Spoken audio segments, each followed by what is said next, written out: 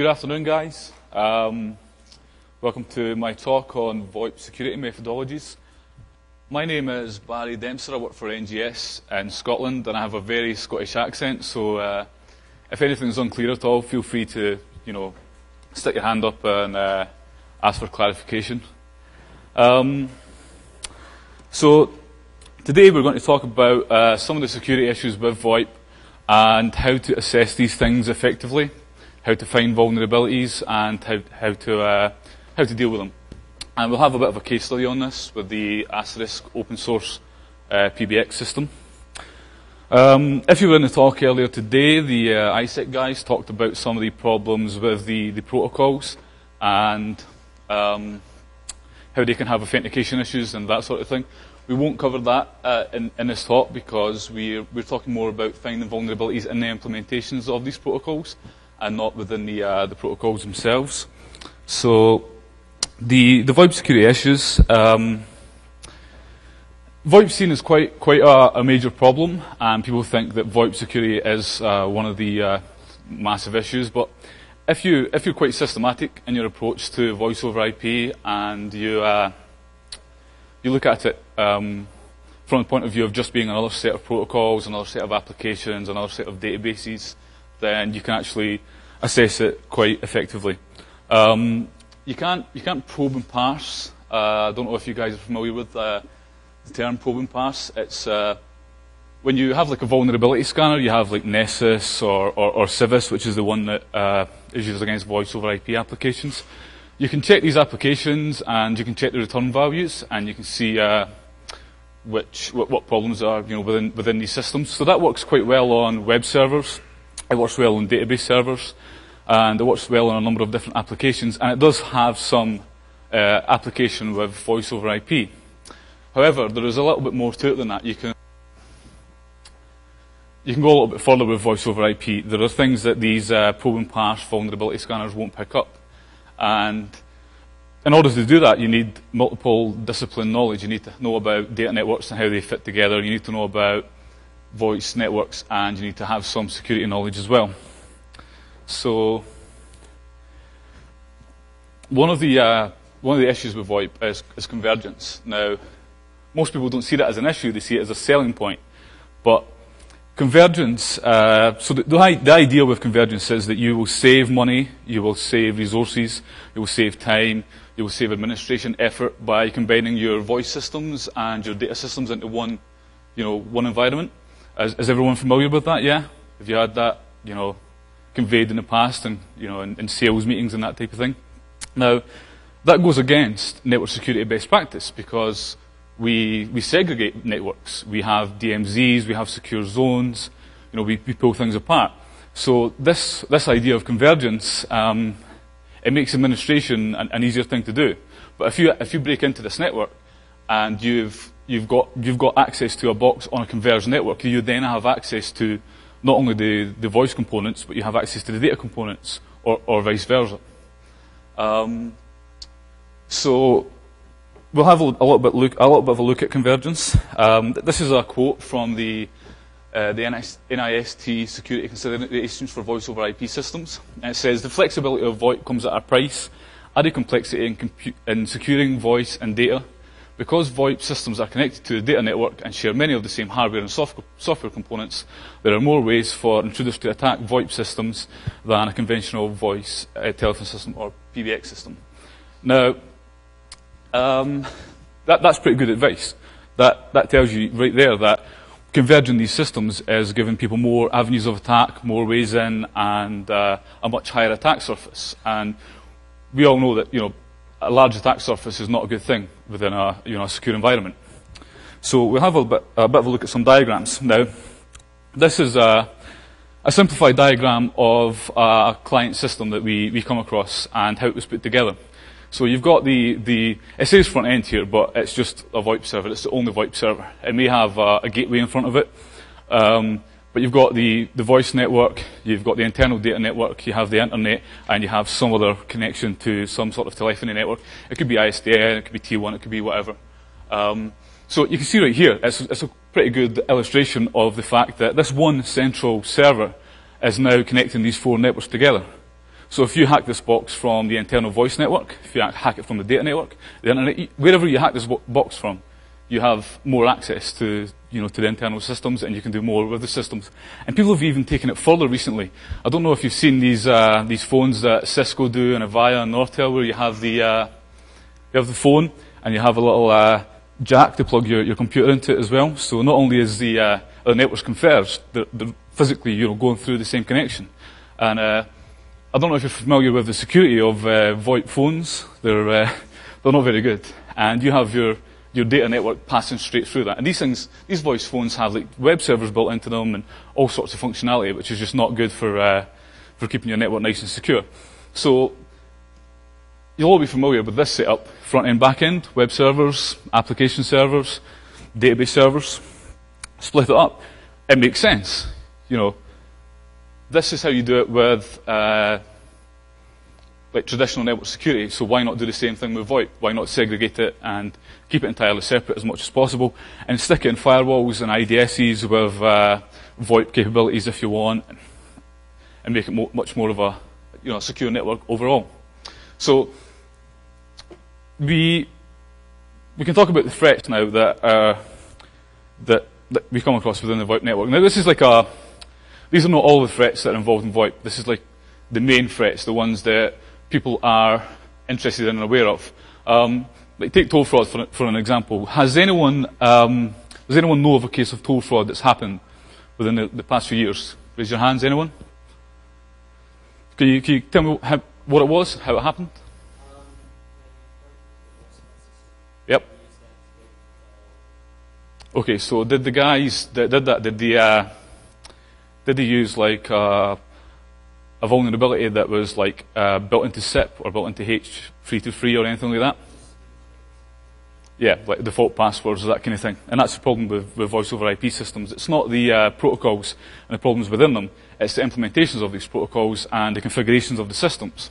So as we go through this, we'll have a closer look at how to assess these particular components, because these are the things that you can't probe and parse for these configuration errors and so on.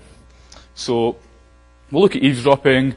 It's fairly simple, fairly straightforward. You sniff the connection, you can do what you want, you have all sorts of data.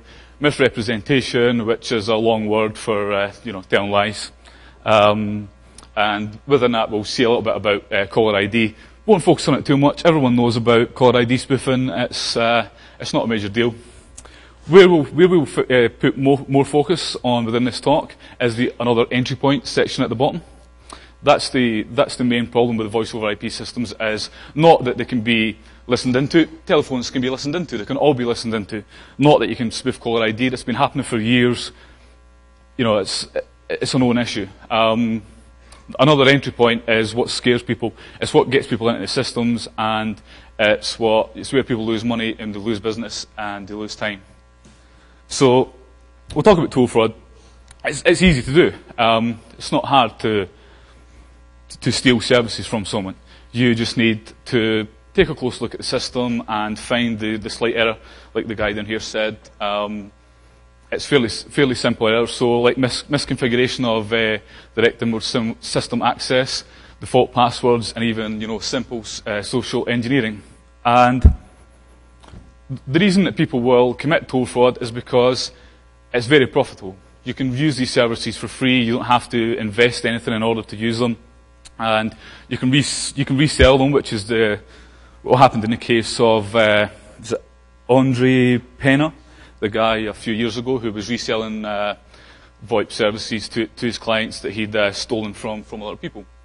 And it's been happening for a long time, way prior to VoIP. Toll fraud was happening as long as telephone systems have been around. I'm sure we're all familiar with phreaking and the original birth of network security. It all came around from people looking at phone systems and finding problems within them. So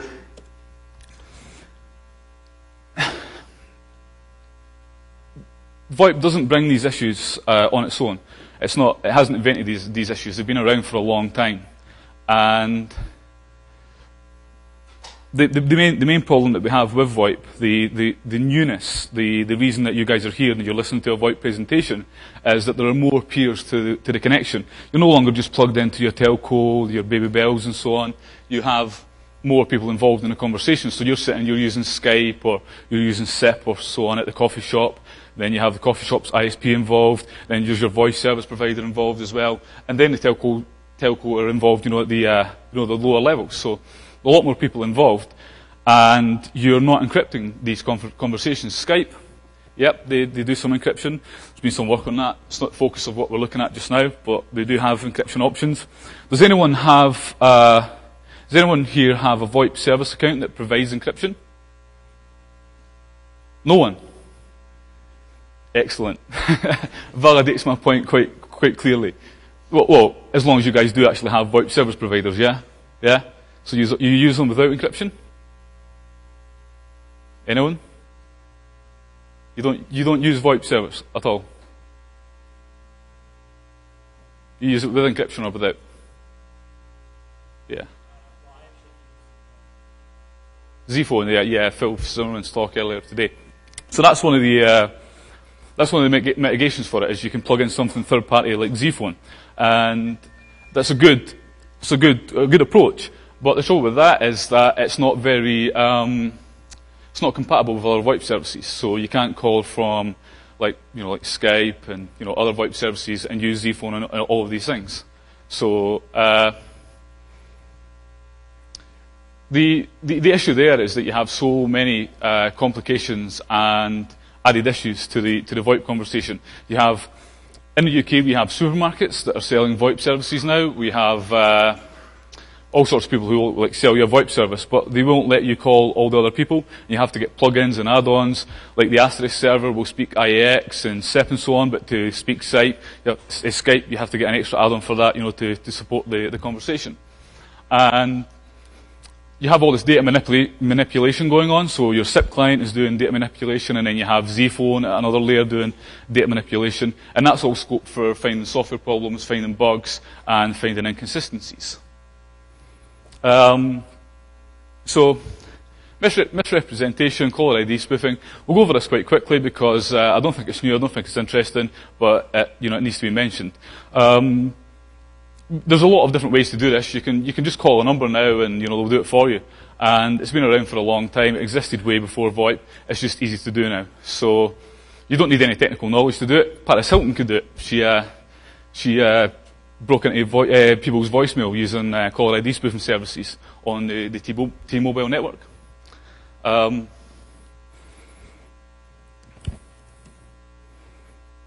You also have different ways to misrepresent during a voice conversation. You can misrepresent authority and rights and content. And these are words from the VoIP security threat taxonomy that VoIPs have released. That really just means using the system when you don't have the proper access to it. And then you have this vishing word, which I don't like. It's a made-up word. It doesn't actually mean anything at all. And you can have voice recorders and modifiers and all that sort of stuff, which are much easier to do now as well, because you can get packet dumps from the the voice conversation, which is not as easy to do for the general public when they're using traditional telephones. So denial of service is considered a major issue with VoIP services and VoIP providers. Most other services don't take it terribly seriously, and I generally don't make too much of it myself unless the client involved has it as one of their major risks. It's really about, for them, it's about service level agreements. If they can't keep these agreements up and they can't keep their people happy, their customers, their clients and so on, then they worry about denial of service vulnerabilities. And we'll look at some of those in a bit. So we have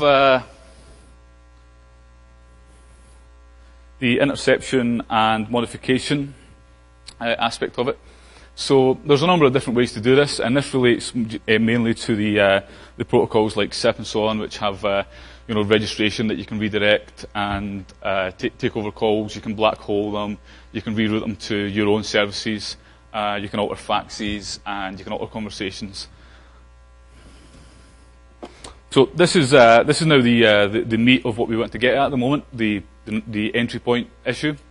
So VoIP, although the VoIP itself is not new, it does bring some issues to the IP network that data administrators haven't had to deal with in the past. You have to have a lot of bandwidth for voice over IP systems. You have to keep these service levels up. You have to keep people happy, and you can't have some latency on the network. Whereas with some other services like web servers, a lot of that can be tolerated. And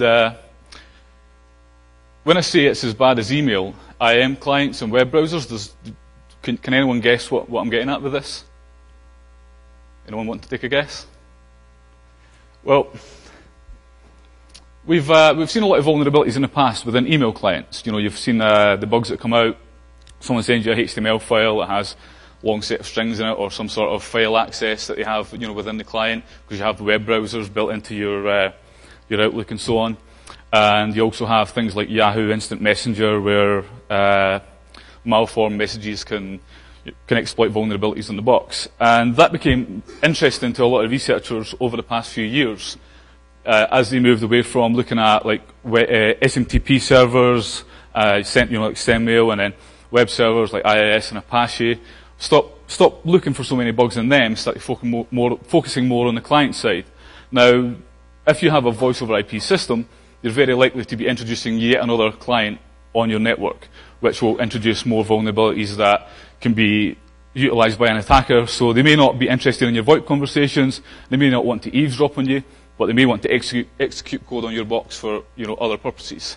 So the reason that a lot of vulnerabilities are found within IM clients and so on is because these things deal with quite complicated protocols and complicated data formats, like HTML and HTTP and SMTP and stuff. These protocols have got some simple characteristics, but there's so much that can go on within them that you have these parsers that go through the data, and that's where vulnerabilities appear, when people are trying to go through the data and check string lengths and they get it wrong and they introduce vulnerabilities into the software.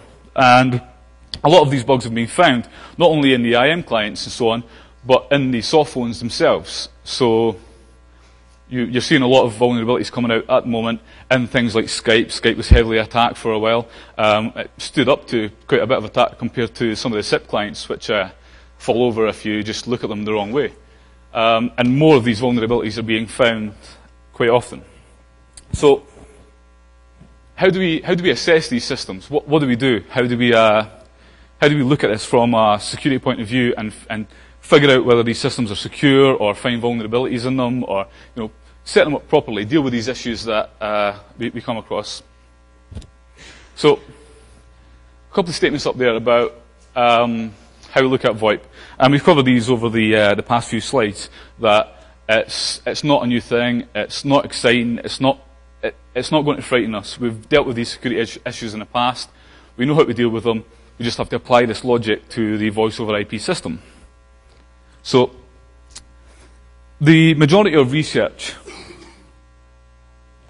has been focused on the implementations of these protocols and things like encryption and so on. And you can see that within the Black Hat track just now. You have the ISEC guys earlier today, they're talking about protocols and how they're put together, and you have Phil Zimmerman talking about encryption options. So there's a lot of research being done in this area, but these are not all of the major threats within the VoIP network. And we can have a look at some of those just now, because like we discussed earlier, this is where the attackers are looking. And if it's where the attackers are looking, it's where we should look as people who are assessing these systems for security, or administrators who are trying to set these systems up securely in the first place. So to deal with VoIP, The simplest approach is to break it down into a number of components.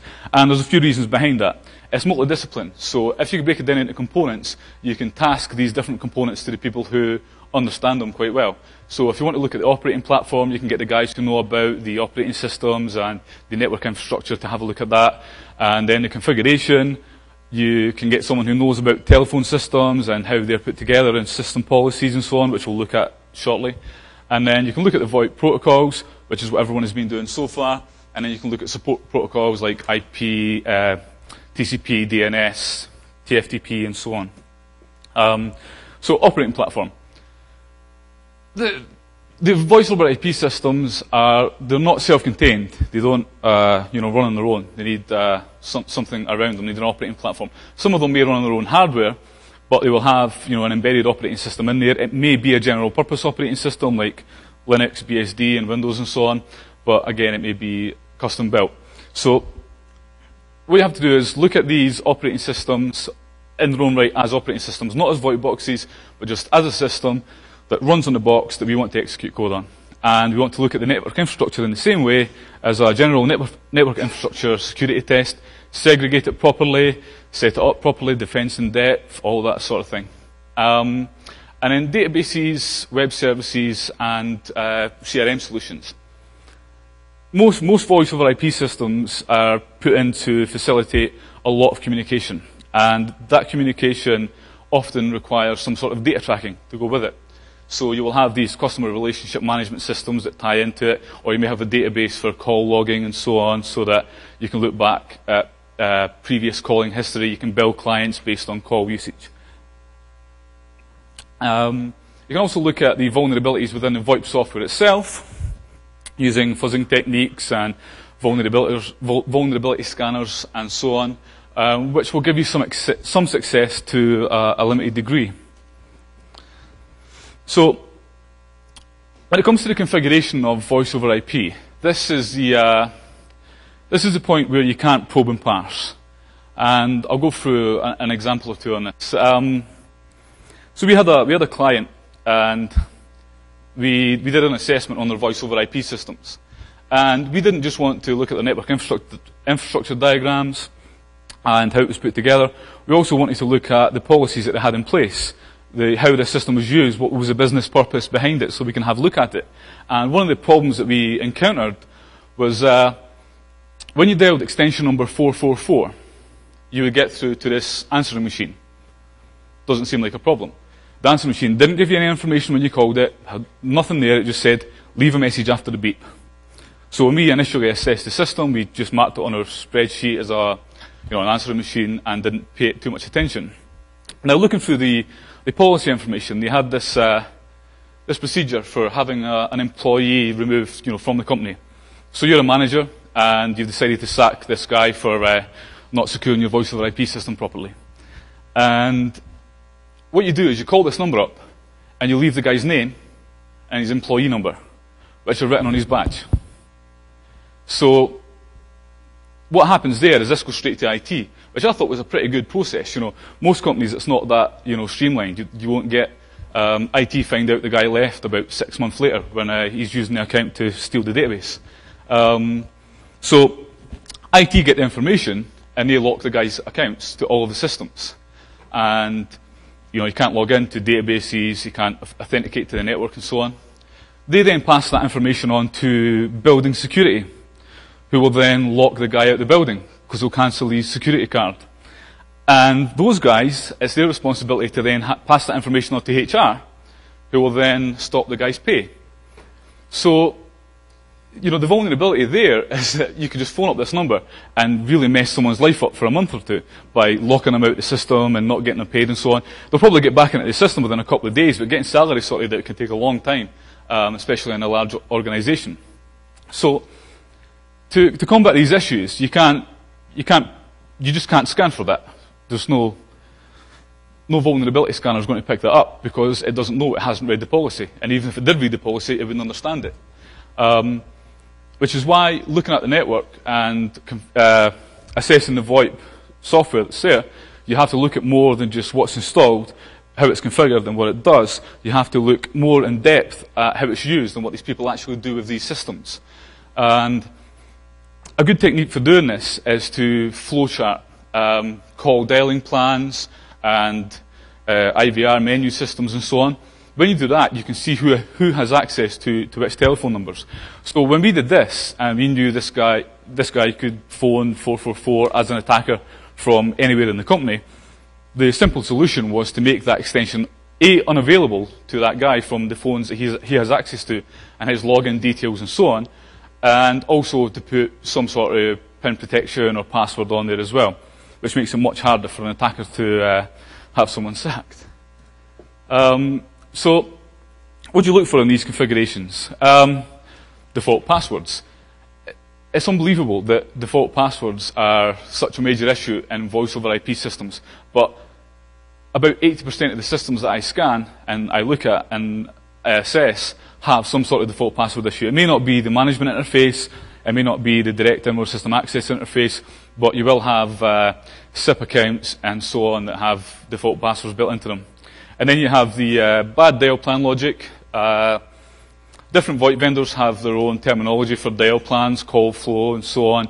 But basically, who can call who, at what times of the day, who can call in, what can international callers do, can the receptionist call out internationally, can she call long distance, can she call local, and so on. You also have call control and monitoring systems.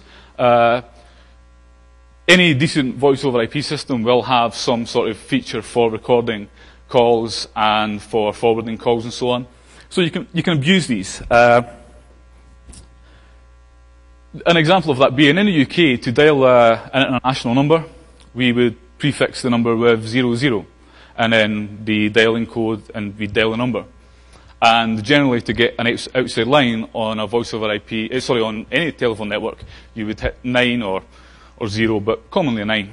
So, can an attacker call in from some local number, call up the receptionist and say, "Hi, my name's Tom, I'm the engineer, I'm having a look at the system, I need you to drop me into the test line.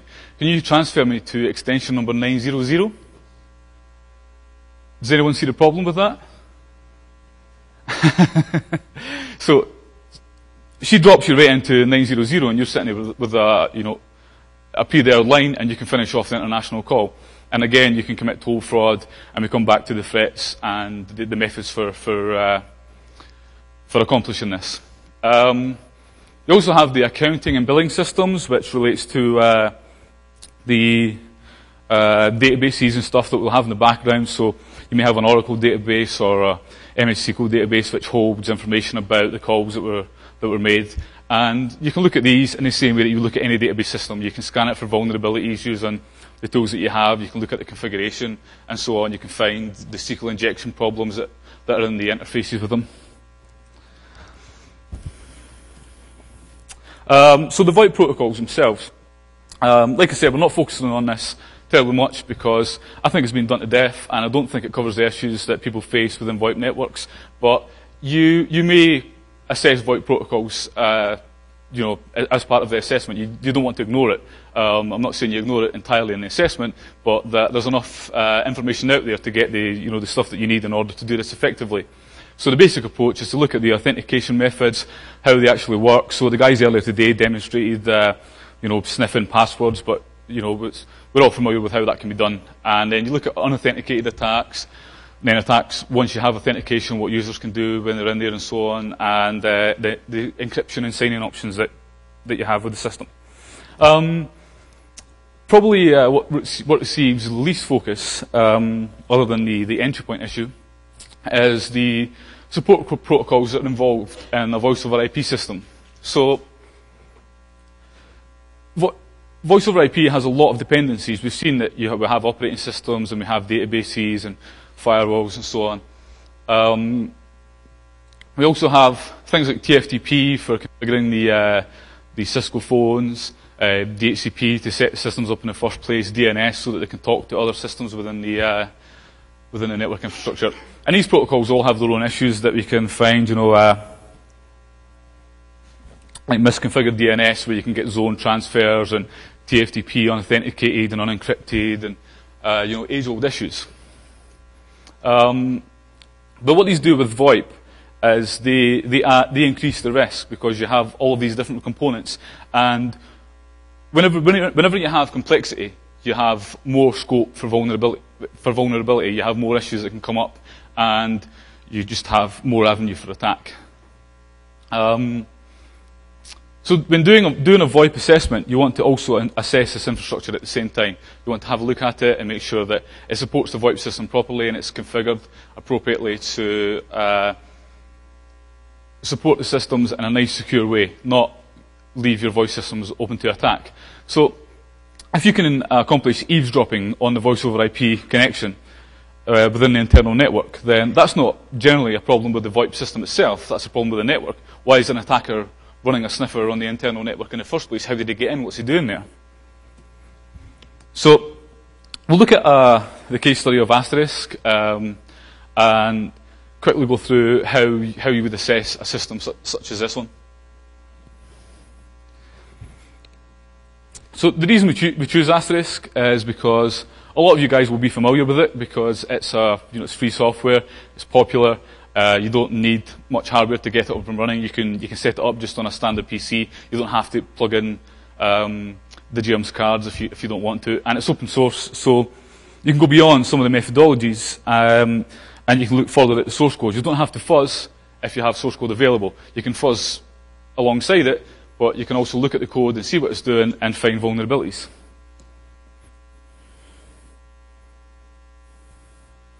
Yeah, we don't want to click end. So there's a sneak preview of what's coming up. The operating platform for Asterisk. I don't know if any of you guys pay attention to the Asterisk mailing list and so on, but one of the most common questions is, what ports to open for RTP? It's not working. Why am I getting the call connected but I'm not getting any sound? And they don't understand the complexities of configuring the firewall properly. So this is yet another area where they may open up the firewall to allow the access, but make it too wide and too open, and let more stuff into the network than they really should do. And then you can look at the basic DNS problems in TCP and UDP and so on. Asterisk has suffered from a number of denial of service vulnerabilities that can be perpetrated through UDP. The operating systems runs on Linux, which is it's not the most secure operating system in the world. It's as good as the other operating systems. They all have vulnerabilities. And if you have that system installed and you have an Asterisk system installed, then the vulnerabilities on that system relate to your Asterisk installation as well, and they increase the risk. You can also run Asterisk on Windows, but it's a bit of a hobby project, and it's not very stable, so it's not commonly used. So you have to keep these systems patched, you have to look after them and so on. You have the database servers. Asterisk it integrates with Sugar CRM quite well. You have FreePBX and Trixbox that add extra support, make it easier to configure. So you can configure Asterisk with a nice web-based interface, which can help some people because it's a complicated system. If you look at the flat database, flat file format that's used to configure Asterisk systems, there's a lot of information in there, and you have to read through the dial plans. And if you haven't charted these and documented them, they can be quite hard to follow. So these things make it a little bit easier. But they also have vulnerabilities. So we found vulnerabilities in Trixbox and FreePBX. We've found vulnerabilities in FOP as well. Haven't looked at Asterisk now, but it's on a list. So some of the vulnerabilities within Asterisk. These are some of the denial of service vulnerabilities that we spoke about earlier. And if you have a look at them, you can see that they're almost entirely within the implementations of the VoIP protocols. So you have SIP and IX, and this is where most of the vulnerabilities are, and then you have the management interface ones as well. And that can be a major issue. A lot of these vulnerabilities are really quite simple. They're a couple of packets, they're one packet, and you've knocked the system over, which is not good for a system that needs a relatively high service level. There's also a number of code execution vulnerabilities in Asterisk, and other VoIP systems as well, but the case study of Asterisk shows them. And some of these are really brain-dead vulnerabilities. There's so much research going into protocols and so on with VoIP systems. You'd think that by this point they would maybe cover the basics. So, what's this? Does anyone recognise that? Someone's mumbling, but I can't hear what it is. That's a buffer overflow. It's probably one of the most basic examples of a buffer overflow you'll come across. Some user input is being stuck into some variable without validation. And I haven't hidden any code here. There's no validation, beyond that. That really is user input gets straight to this point in the system, and you get remote code execution. So this wasn't found. This wasn't found like 10 years ago. This wasn't found 15 years ago when buffer overflows were making the news. This was found a couple of months ago. In the SIP handler for Asterisk. So within a protocol that has its own problems, you have the voice over IP developers putting in problems by not understanding basic security. And this is across the board. This is why all these SIP clients, all these PBXs have so many vulnerabilities coming around.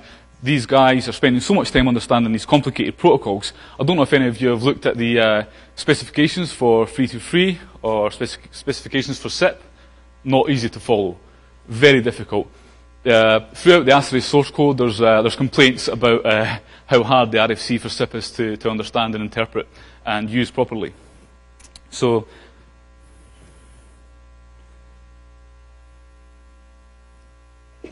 the configuration within Asterisk, we were looking at some of these things earlier. Like I said, the configuration files for Asterisk, there's quite a few of them. They're scattered all over the place, and you can stick information, all around within these. And if you don't document what's there, you can make a lot of very basic mistakes. And one of the most basic, which is the default within the Trixbox installation, is to have ChanSpy or Mixmonitor, available to any context. And that can be a major issue if someone can just call up that number and start monitoring the conversations and stuff that are going on. They can abuse these systems quite readily. So the bad dial plan logic and so on makes itself very, very evident when you have such a complicated system to put together. The accounting and billing systems that are related to Asterisk, they all have their own security problems that, like Sugar CRM has had a number of vulnerabilities in it as well. So when you take all these systems together and build up your infrastructure for voice over IP, you can see there's a lot of avenue for attack there. Way far, far more than just the protocols and the implementations. There's a lot of bugs that you can have a look at, a lot of things to be found with a bit of research. So we have the encryption options, and earlier on there was a little response to the question on encryption. It's just not readily available, which is why Philip Zimmermann has to develop software in order to plug in and make this easier for people to use. If you make encryption easy and capable of plugging into the systems that people have, like PGP, work for email, then people are going to use it. They're going to communicate securely if it's easy to set up, if it's default, and if it's built into the system and there's good capabilities there. And so we've seen the vulnerabilities within the implementations of the protocols. We've seen that it's fairly complicated to configure, and the developers make a lot of assumptions based on the RFCs and specifications for protocols because they're not quite sure how to handle these things. There's quite a few messages in SIP that are repeated, and you have like different messages that could mean the same thing. It's like HTTP. You have like codes at the beginning for each message, but the definition within the RFC is not terribly clear. So it comes up to the individual implementer to deal with these issues. So the practice safe convergence was a quote that one of my friends said, which I thought was pretty good, and covered the segregation issue that we have. When you converge networks together, do it in a secure way. Try and make sure that you segregate where you can, and you make it nice and simple. You break it down, you have front end, back end, or so on, or if you have multiple servers and gateways, you can split them out and secure the links in between these. Check the VoIP products themselves for vulnerabilities. Look into them. They have really simple vulnerabilities going on, so get rid of all of that, remove these from your systems, make sure that the systems that you use yourself are free from these as much as possible. And when looking at these systems, don't scan them, don't run vulnerability scanners and leave it at that. Go into more detail on them, have a good look at these configuration files, do an audit. An audit's not a scan. An audit is looking at the configuration files, seeing how this is put together, and making sure that the policies that the business have implemented relate to how the system is set up, and that the setup of the VoIP system doesn't introduce vulnerabilities to the business processes within the organization. So, more information on this. VoIPSA, who do quite a fair bit of research, again, a lot of focus on the protocols there, but they have a pretty good threat taxonomy. Has some random strange things in there, like extortion. I don't know why that's a VoIP-specific issue. It's a general communications issue. Then you have the NIST, US government information. VoIP Info, they're a good source of information, specifically relating to Asterisk, I suppose, but they do have some security information in there, and what your options are for encryption and so on. And then the OSS, TMM, are currently developing a testing methodology for VoIP. It's when version 3 of the manual comes out, then the VoIP component should be added to it at that point. And that concludes our talk for today. So, does anyone have any questions about the content of the talk or specific issues that they have with voice over IP systems? No questions? Okay, well, yeah.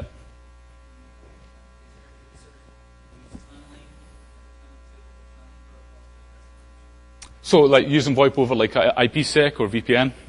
Yeah, there's not a lot of research required. The main issue that you'll come across when you do that is latency. If you've got some of these encryption options, they might introduce a little bit of latency, and also may increase that bandwidth slightly. Generally, people can tolerate VPN bandwidth and IPsec bandwidth and so on, but with voice over IP, the tolerance levels are quite short. So you don't want to just push it over the edge by chucking the encryption in. So you get resistance to that from the network guys, who are trying to keep these systems up and running. So it's a valid option, and it's good, but it doesn't solve the VoIP issues entirely. There should be something built into the system as well. It also doesn't always give you, it's very difficult to implement secure end-to-end encryption for all parties within the call, because you've got a lot of systems to go through. You can't have the VPN go all the way through all these systems to the other end, unless you're directly talking to that guy's client over there. Yep. A lot of times to have requirement Yeah. Yeah, like least cost routing type stuff. Yeah, you need to. Again, you've got so many options, so many areas where the call will branch off and go off in another direction that if you encrypted that all the way through, then these switches won't be able to make qualified decisions on where to put these calls. That's a good point. Anyone else? Yep.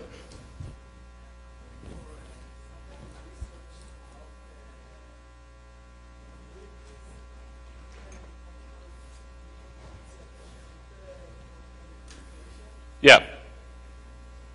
Well, if you look at there's quite a few papers being released, and there was previous Black Hat talks on like session teardown and stuff within SIP, and like details on how these vulnerabilities can be accomplished and so on. If you want me to give you some information on that, I can certainly give it.